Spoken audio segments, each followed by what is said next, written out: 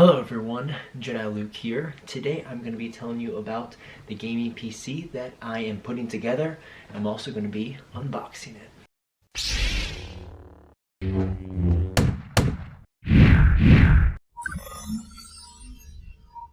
So, a lot of you probably know a lot more about gaming PCs and PCs in general and gaming than I do. And that's totally fine, and I want everyone's feedback and comments. Because when I decided that I wanted to build a gaming PC a week and a half ago, I knew this much. So as I was putting this together and deciding the parts and the pieces that I wanted to use, Paul's Hardware, he has a great YouTube channel that helped me kind of piece this all together. And I want to walk you through what I chose, why I chose it, some of the understandings that I have behind it. Another resource that I use called PC Part Picker. If you check the link below, I actually linked the full build, the full pieces, so if you want to go through, build something similar.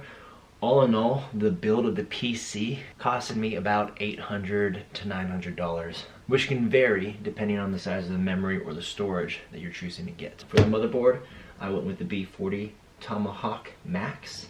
The idea that I had behind getting this was wanting to build something that I can upgrade and build on eventually, but with keeping the core components, the ones that are harder to get out like the motherboard, kind of going top of the line if possible.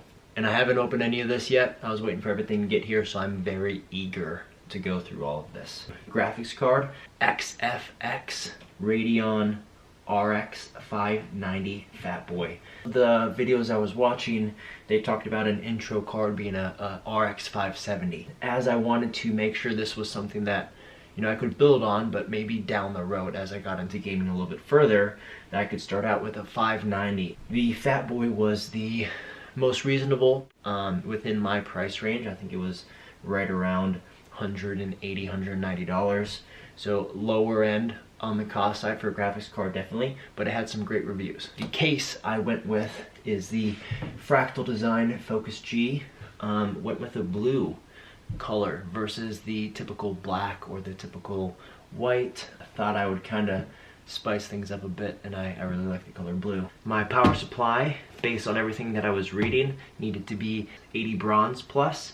The full wattage of this, according to what PC Part Builder says, is that it's right around 399 watts. So the 600 BR should be plenty of power. For my CPU, I went with the Ryzen 5 2600 6-core 12-thread processor. So this is definitely not an entry-level CPU. Again, I wanted to somewhat put a pretty strong foundation in regards to the PC that I was building.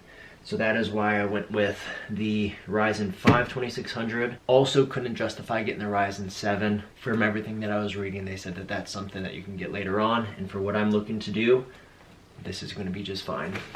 For memory, some of the things that I was reading and people that I was talking to that I know that helped also give me some insight in building this was go bigger on memory. So I went with 32 gigs. So both of these are 16 gigabyte. I went with the RIP Jaws, the DDR4s. So with this amount of memory, I should be good for the time being. And for the storage, I was reading a bunch of things about the SATA drives or the NVMEs. Aesthetically, and when you're looking at performance, again, I wanted to get a good baseline. And the people that I was talking to, who know a lot more about this than I do, recommended the XPG GameX S11 Pro. This is 1 terabyte. It's the NVMe 1.3. The nice thing with this is that it will plug directly into the motherboard. So I don't have to worry about putting a separate drive in and connecting them. I can just plug this in and hopefully not worry about it. Alright, let's get to the unboxing. So I figured it'd be good to start with the case first, and from what I was reading and the reviews and the unboxings that I was watching, let's see if I can open it not like a noob. Get out my good old box opener.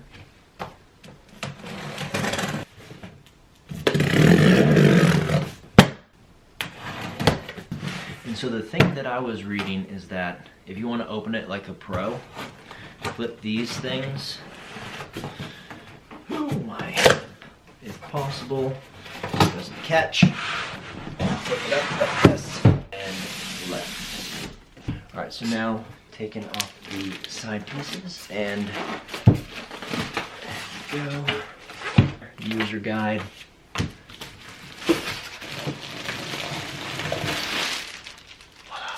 This case has two internal fans here. Has good airflow on the top and the back, as well as a somewhat okay dust catcher here on the bottom for the power supply fan.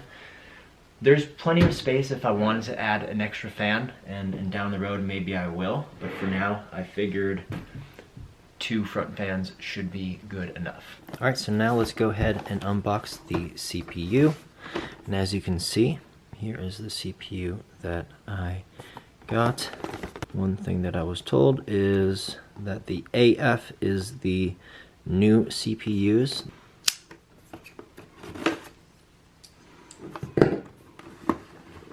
And so this CPU comes with a fan. There it is. There is the Ryzen CPU.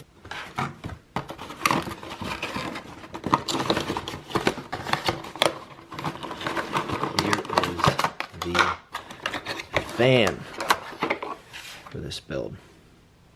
And as they told me, it already has the thermal on this, the thermal paste, so I will do my best not to touch that. Wow, that spins really well. There is a better look at the CPU. Focus here, there we go. Here are the memory sticks. As you can see, they are the DDR4s. And from here, you can't really tell that they are the 8 gigs until you see here, or that they're the 16 gigs, sorry, times 2, 3200. So this is what I'm hoping will do a great job in keeping my computer moving fast. To these bad boys. Here is the storage, PCIe Gen 3 x 4, supports NVMe 1.3. There's the M.2. We'll see how this thing goes. I do like the look of this. I do like the look of this, so there it is.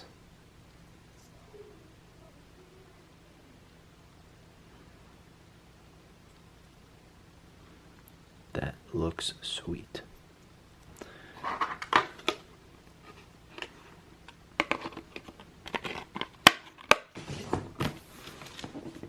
Here is the RX 590 Fat Boy, 8 gigs.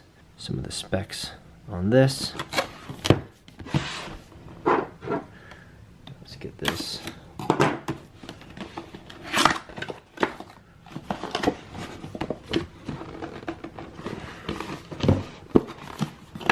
Thought it would slide out a little easier than that. Some sweet XFX there. Got another box. Some stuff. Papers. Papers.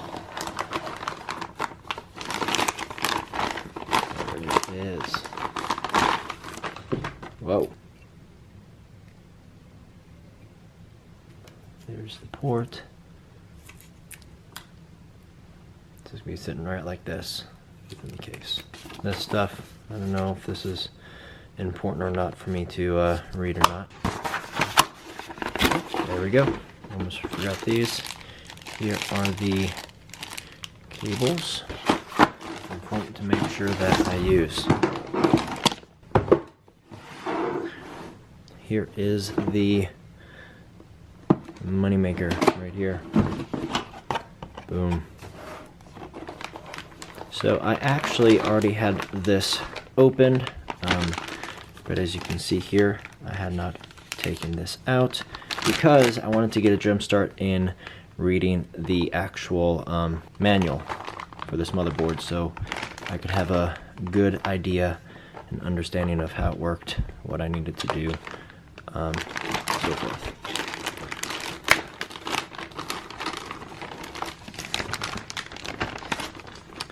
Try to not touch everything, but give you guys a nice look. So there is where the CPU is going to be going. There is the memory. Storage is going to be plugging in there. Graphics card should be plugging in right there. And all the rest of the things that I'm going to be learning about and where to put them.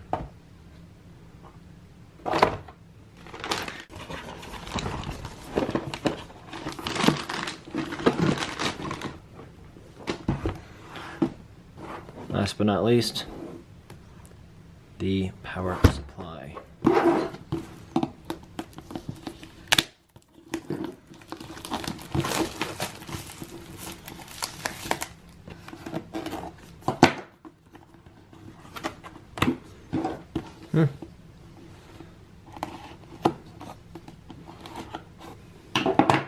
Kids, don't do that at home. Always cut away. One of the things that I heard about this power supply is that it was great aesthetically because all of the cords come all black.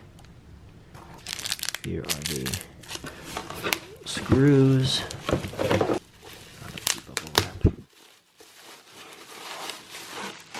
It smells kind of like spray paint. There, power supply, plug in.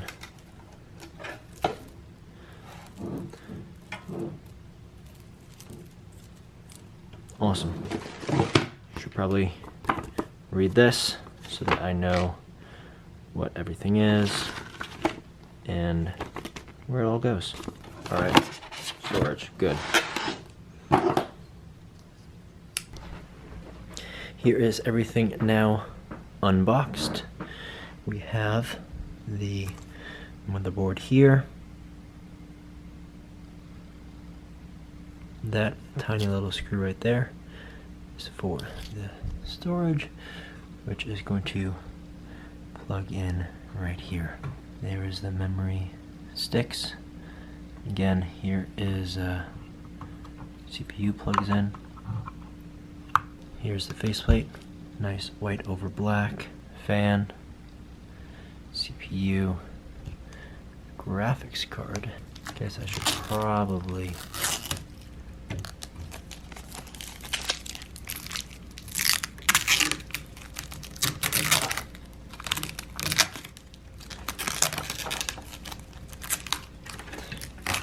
taken off.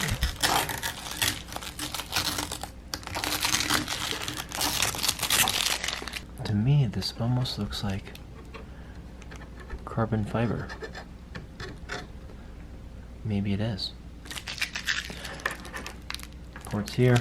So these cords came with the motherboard. They are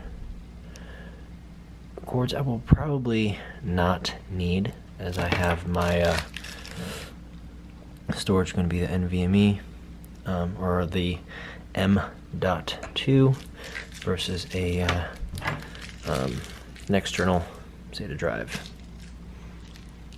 Power supply, cord. All right.